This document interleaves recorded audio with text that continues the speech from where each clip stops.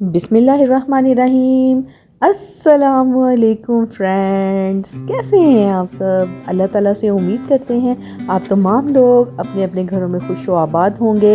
अल्लाह ताला आप सबको यूं ही अपने घरों में हिफ्ज़ व अमान के साथ रखे, आमीन। इन्हीं नेक दुआओं के साथ आगे बढ़ते हैं अपने व्लॉग के जानिब। यहाँ पर बना रही थी मैं नाश्ता, सुबह सुबह का टाइम है और नाश्ता बना रही थी। आज जनाब बच्चों को स्कूल भेजकर मैंने भी नाश्ता नहीं किया था। हस्बैंड जब स्कूल बच्चों को छोड़कर वापस आए तो उनका नाश्ता और अपना नाश्ता जो है ना वो मैंने इकट्ठा ही बना लिया था। तो मैंने 2 अंडे फेंट लिए थे, एक सफ़ेद था और एक ब्राउन था। दो मुख्तलिफ़ किस्म की मुर्गियों के अंडे थे और मैंने दोनों को यकजान कर दिया। और बस मैंने ऑमलेट बनाया था, ये जो फ्रेंच ऑमलेट होता है जिसमें ये टमाटर, प्याज और सब्ज़ मिर्च थी। जस्ट यही चीज़ें थी 3 और मैंने इनको नमक मिर्च के साथ जो है वो अच्छी तरह से अंडे में डाल के मिक्स कर लिया था। और तवे पे डाला था मैंने हल्का सा ऑयल और इसके ऊपर फैला दिया था मैंने ये वाला अंडा। तो इसके ऊपर मैंने रख दिए थे स्लाइस, थोड़े थोड़े इनको अंडे के साथ मैंने लपेट दिया था और फिर उतार दिया था और फिर अंडे को मैंने पलटा, क्योंकि अगर अंडे को इस तरह मैं पलटती ना तो बीच में से उसने कच्चा रह जाना था ब्रेड्स में, तो मुझे वो अच्छा नहीं लगता कि वो पानी पानी सा निकल रहा हो। टमाटर भी थे बीच में और वो ज़्यादा जूसी जूसी सा होता है। तो बस अंडे को एक साइड पे से मैंने पकने दिया, दूसरी तरफ मैंने रख दी चाय। आजकल ना मैं इतनी तंग पड़ रही हूँ चाय की वजह से, क्योंकि ना पता क्या हो रहा है आजकल कि जो पत्ती है ना वो जो है ना वो मसला हल हो गया है। पत्ती ठीक नहीं है। पत्ती है जी इस्लामाबाद चाय और आजकल इसका टेस्ट को पता नहीं अल्लाह जानता क्या हो गया है। पहले भी मैं यूज़ करती रही थी तो बहुत अच्छी थी, फिर भी मैंने बीच में लिप्टन शुरू कर दी। लिप्टन के बाद फिर दोबारा मैंने बच्चे जो है ना वो इस्लामाबाद चाय रहे, नहीं मामा इसराइली है लिप्टन और हम लोग ये नहीं इस्तेमाल करेंगे। तो बच्चे ले आए जी कैश एंड कैरी से इस्लामाबाद चाय। तो बिलीव करें कि इसके टेस्ट को अल्लाह जानता क्या हो गया है।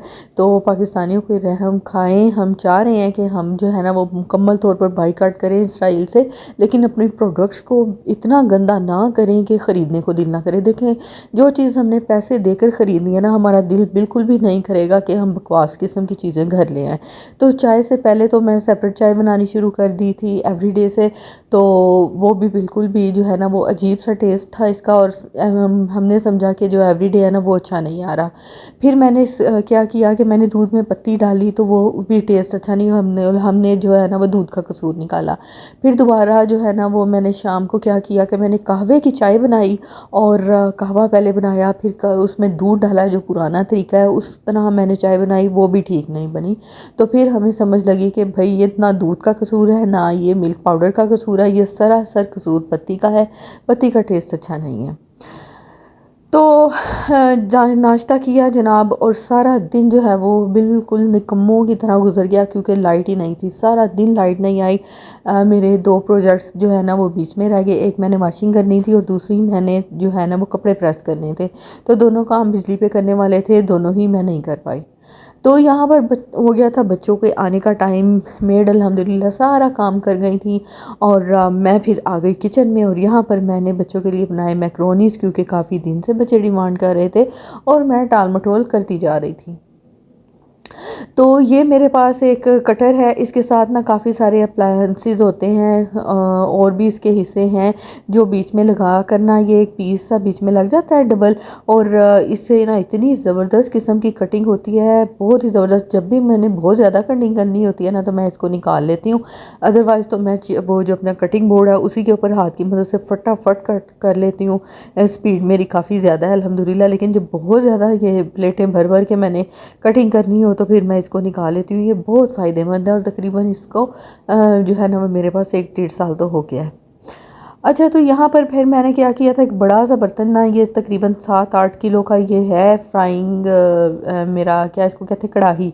तो इसमें मैंने डाल दिया था ऑयल और मुझे पता था ढेर सारी सब्जियां हैं, उस हिसाब से मुनासिब मिकदार में तकरीबन आधी प्याली मैंने ऑयल डाला था।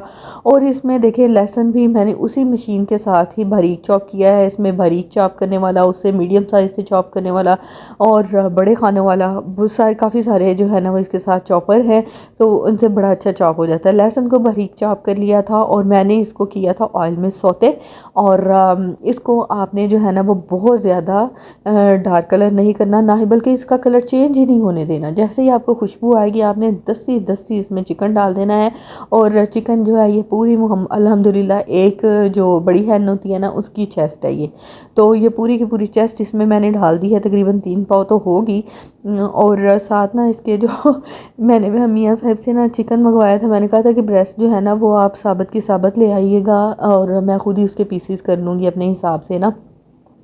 बाज़ दफ़ा क्या मूड बन जाता है बनाने का और बाज़ दफ़ा क्या, तो मैं उस हिसाब से जो भी मैंने बनाना होगा चीज़ अकॉर्डिंगली पीसीस कर लूँगी। तो उसके साथ जो हड्डियाँ होती हैं ना उससे मेरे से अच्छी तरह से बोटियाँ नहीं उतरी, वो भी मैंने इसी में ही ऐड कर ली थी। और फिर मैंने क्या किया था कि जब वो पक गई इसमें उस जो मसाला वगैरह है इसका लग गया, टेस्ट इसका इन हड्डियों में भी आ गया था, तो मैंने इसको मज़े ले लेके खाया था। इसके ऊपर भी काफ़ी सारा चिकन लगा हुआ था।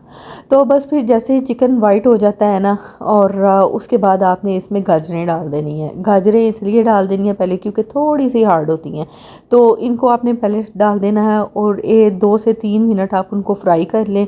और अगर आपकी कील वाली गाजरें हैं तो कील बीच में से निकाल देंगे। बहुत ही अल्हम्दुलिल्लाह नरम गाजरें थी तो मैंने इसमें से कोई कील नहीं निकाला। और आई भी यार काफ़ी महंगी है, तकरीबन 300 रुपये किलो गाजर यहाँ से इस्लामाबाद से मिल रही है और सरगोदा में रेट 50 रुपये किलो है। फ़र्क देखें, ये तज़ाद देखें। अच्छा, फिर जो शिमला मिर्च इसमें मैंने डाल दी थी और फिर उसके बाद जनाब मैंने डाल दी गोभी और इनको कर लेना है मिक्स। और मेरे जहन में एक चीज़ रह ही गई, वो थे प्याज। प्याज भी मैंने थोड़े से काट के रखे हुए थे, मुझे बड़े अच्छे लगते हैं मैक्रोनीज़ में, तो फिर मुझे वो याद आ गए पड़े। मैंने कहा हाँ ये तो रह गए, तो फिर मैंने क्या किया था, इनको भी मिक्स कर लिया था। तो तमाम सब्ज़ियां जो है ना वो 1-1 2 मिनट करके जैसे ही आपने उनकी देखना है कि जो सख्त है उससे पहले डाल लें, जो नरम है तो उसको बाद में डाल लें। तो इस तरह से आपने ना सारी सब्ज़ियां डाल देनी है, 1-1 2 मिनट फ्राई करना है। इनका कलर आपने चेंज नहीं होने देना। और फिर आपने डाल देनी है उबली हुई मैक्रोनीज़। ये स्प्रिंग मैक्रोनीज़ थी, बड़ी ही ज़बरदस्त, बच्चे बड़े खुश होते हैं इनको देख के, स्प्रिंग की तरह होती है ना। तो बस ये काफ़ी सारी डाल दी, ये पूरा पैकेट था 1 kg वाला, तो ये भी मैंने बीच में डाल दिया था। आज मैंने सही खुले हाथ के साथ और खुले दिल के साथ मैक्रोनीस बनाई थी क्योंकि मैंने देनी थी बच्चों को लंच में भी, और बच्चे मेरे बहुत ही शौक़ से खाते हैं। एक टाइम से उनका गुजारा नहीं होता, उन्हें चाहिए होती है दूसरे टाइम भी। तो मैंने फिर काफ़ी सारी मैक्रोनीस बनाई थी। तो बस हमने क्या करना है कि इन मैक्रोनीज़ को ना बीच में डाल के अच्छी तरह से मिक्सअप कर लेना है। और मिक्सअप करने के बाद मैंने इसमें जो मसाले डाले थे, नमक डाला था, काली मिर्चें डाली थी पिसी हुई, और सफ़ेद मिर्चें डाली हुई थी पिसी हुई। इसके अलावा मैंने इसमें डाला था सोया सॉस, और मेरे पास सिरका था वो भी मैंने इसमें डाला था। चिल्ली सॉस मेरे पास ख़त्म हो गया था, इसलिए फिर मैंने केचप की बजाय ना, केचप भी वैसे मेरे पास नहीं था, तो मैंने केचप की बजाय इसमें डाल दिया था चिल्ली गार्लिक सॉस। तकरीबन 1 प्याली भर के वो डाली थी, अंदाज़न मैंने डाली थी 1 प्याली हो जाती है, तो वो मैंने इसमें डाल दी थी और इनको अच्छी तरह से मिक्सअप कर लिया था। इसके अलावा मैंने और एक जो है ना वो डाला था, मैंने इसमें पेरी पेरी सॉस डाली थी। हम लोग स्पाइस लवर है तो बस थोड़ा स्पाइस जो है ना वो हम ज़्यादा ही खाते हैं, बच्चे भी इतने शौकीन हैं स्पाइस। बाहर से भी अगर खा रहे हो चाउमीन वगैरह तो स्पेशल कहते हैं कि अंकल मेरे वाला सेपरेट करके इसमें स्पाइस थोड़े ज़्यादा डाल दें, तो वो बच्चे भी खा जाते हैं। इसलिए फिर मैंने भी जो है ना वो कंजूसी नहीं की थी स्पाइसेस डालने में, मैंने भी काफ़ी मिकदार में डाली और बच्चों को बहुत मज़ा आया, उनके अब्बा को भी बड़ा मज़ा आया और मुझे भी बहुत मज़ा आया था मैक्रोनीस खाने में। बड़ी प्यारी मज़ेदार जूसी जूसी सी मैक्रोनीस तैयार हुई थी। बस इनको फिर हाई फ्लेम पे आपने क्या करना है, यहाँ पर मीडियम फ्लेम में मैं सारे मसाले मिक्स कर रही हूँ था क्योंकि चम्मच जो है ना वो मैं मिक्स अभी नहीं कर रही और बीच में खड़ा है चम्मच। बस जैसे ही मैं सारे मसाले बीच में डाल दूँगी, तमाम इंग्रेडिएंट्स डाल दूँगी, तो फिर इनको मैंने हाई फ्लेम पे मिक्सअप करना है। फिर इसमें जो है ना सारा टेस्ट जो है आपके मैक्रोनीस और वेजिटेबल में एब्जॉर्ब हो जाता है। तो यहाँ पर ये देखें मैं चिल्ली गार्लिक सॉस डाल रही हूँ, ये कनास का है, इतना ज़बरदस्त टेस्ट है ना इसका। ये जो तहज़ीब वाले हैं ना वो भी पिज़्ज़ा के साथ कनास का ही देते हैं, तो इस दफ़ा मैं भी कनास का लेकर आई थी इसीलिए क्योंकि इसका टेस्ट बहुत अच्छा होता है। आप भी ट्राई करके देखिएगा कि आपको कैसा लगता है, फिर मुझे आपने कमेंट करके भी बताना है कि एम आई राइट और नॉट। तो बस ये देखें फ्लेम यहाँ पर मैंने कर लिया हाई और 2 मैंने पकड़ लिए हैं चमचे, और मैंने प्रोफेशनल्स की तरह चमचे चला चला के वैसे जो प्रोफेशनल्स हैं ना, वो कढ़ाई का ये कितना बड़ा हैंडल होता है जिसको पलट के जो है ना वो बना रहे होते हैं। तो यहाँ पर देखें बनाकर ना मैक्रोनीज़ मैं बच्चों का वेट करने लगी। बाहर हो रही थी बहुत ही ज़बरदस्त किस्म की बारिश, बूंदाबांदी, और तरह हर जगह जो है ना वो सुहानी हो गई थी। सब पत्ते धुल गए थे बारिश की वजह से, और निखर गया था हर तरफ सब्ज़ा। बच्चे आ ही नहीं रहे थे, और मैं बहुत परेशान हो गई कि घंटा ऊपर हो गया और बच्चे अभी तक नहीं आए। तो फिर मुझे जो है ना वो बाद में ख्याल आया कि बेटे की कटिंग होने वाली थी और हस्बैंड उसे बार्बर शॉप पर ले गए थे।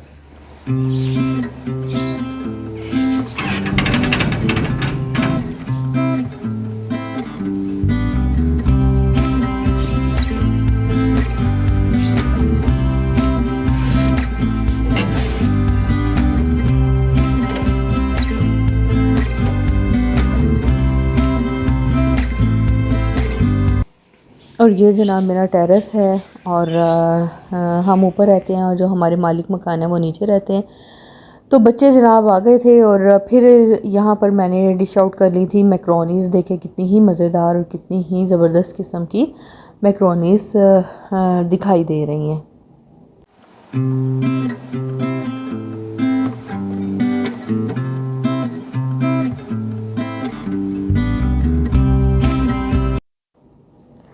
तो जनाब खाना खाने के बाद ऐसी कोई लत पड़ी हुई है ना चाय पीने की। चाय जब तक ना पी जाए ना, स्पेशली सर्दियों में मेरे तकरीबन दिन के ना कोई 3 से 4 कप तो बन ही जाते हैं धक्के से, और गर्मियों में मेरा 1 कप जो है ना वो भी पीना दुश्वार हो रहा होता है। तो यहाँ पर जो है ना वो मैंने आपको पहले बताया कि जो चाय थी वो मैं तरह तरह से मुख्तलिफ़ तरीक़ों से बना कर देख रही थी कि शायद इस तरह अच्छी बन जाए, इस तरह अच्छी बन जाए। तो यहाँ पर मैंने क्या किया था, मैंने सोचा कि अब जो है ना यही तरीका रह गया है कि मैं पानी में जो है वो पत्ती डालूं और इसको पकाऊं, और उसके बाद इसमें दूध ऐड करूं, और शायद मेरी चाय जो है वो अच्छी बन जाए। तो कहवे को यहाँ पर आ गया था उबाल, काफ़ी सारे मैंने इसको उबाल दिए थे ताकि पत्ती का कलर अच्छा सा निकल जाए, और बीच में फिर मैंने इलायची भी डाली थी ताकि इसका टेस्ट जो है वो थोड़ा जो है चेंज हो जाए। लेकिन दूध डालने के बावजूद, हालांकि दूध भी इतना अच्छा है माशाल्लाह, इतना गाढ़ा, ये देखे पौवे के साथ भी चिपका हुआ है, लेकिन जो चाय थी ना उसका टेस्ट टस से मस नहीं हुआ था, और इतनी बुरी शक्लें बनाकर हम लोग चाय पी रहे होते हैं।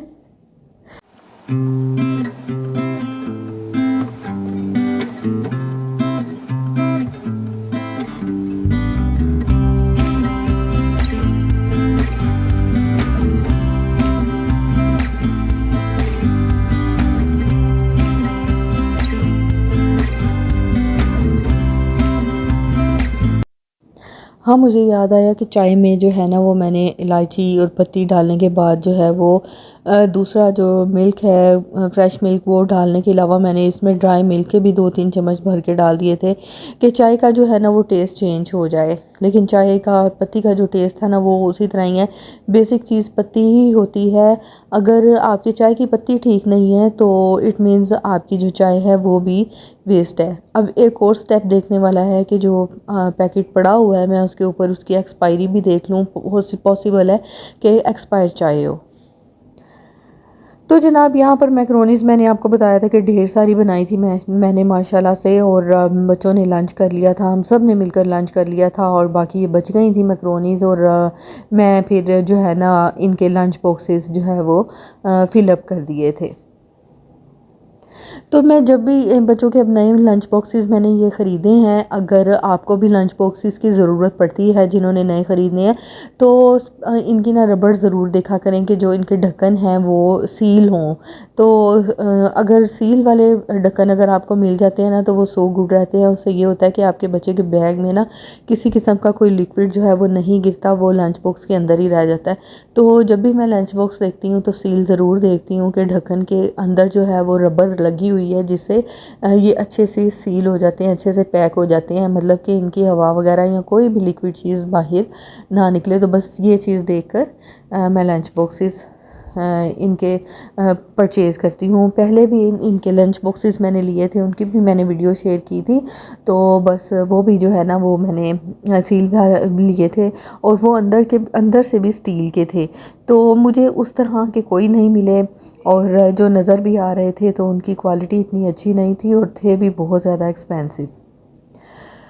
तो बच्चों का यहाँ पर दे रही थी उनको मैं कपड़े प्रेस करके, क्योंकि बेटा आया था कटिंग करवा के, और भूख उसको सख्त लगी हुई थी, और उसने भी यूनिफॉर्म में ही खाना खा लिया था। और बेटी जो है वो उसने जो पहले कपड़े पहने हुए थे उतार के गई थी, उसने वही पहन लिए थे, क्योंकि बिजली नहीं थी और मैं कपड़े प्रेस नहीं कर सकी थी। वैसे इन कपड़ों को जो है ना वो प्रेस करने की ज़रूरत नहीं पड़ती, अल्हम्दुलिल्लाह वाशिंग मशीन में इतने ज़बरदस्त वॉश हो जाते हैं, बिल्कुल रिंकल फ्री होते हैं। अगर मैं चाहूँ तो मैं इनको एज़ इट इज़ भी पहना सकती हूँ, लेकिन फिर भी मैंने हल्की हल्की सी आयरन कर दी थी। और बस फिर इसी तरह ही काम करते करते जो है वो शाम पड़ गई, और बच्चों ने फिर दोबारा मैक्रोनी सी खाई थी, और बच्चों को दे दिया मैंने दूध का एक एक गिलास बाद में। और यहीं तक मेरा व्लॉग था, और इंशाल्लाह नेक्स्ट व्लॉग में फिर मिलेंगे। मुझे आप दें इजाज़त, अपनी दुआओं में रखें याद। टिल द नेक्स्ट व्लॉग, अल्लाह हाफिज़।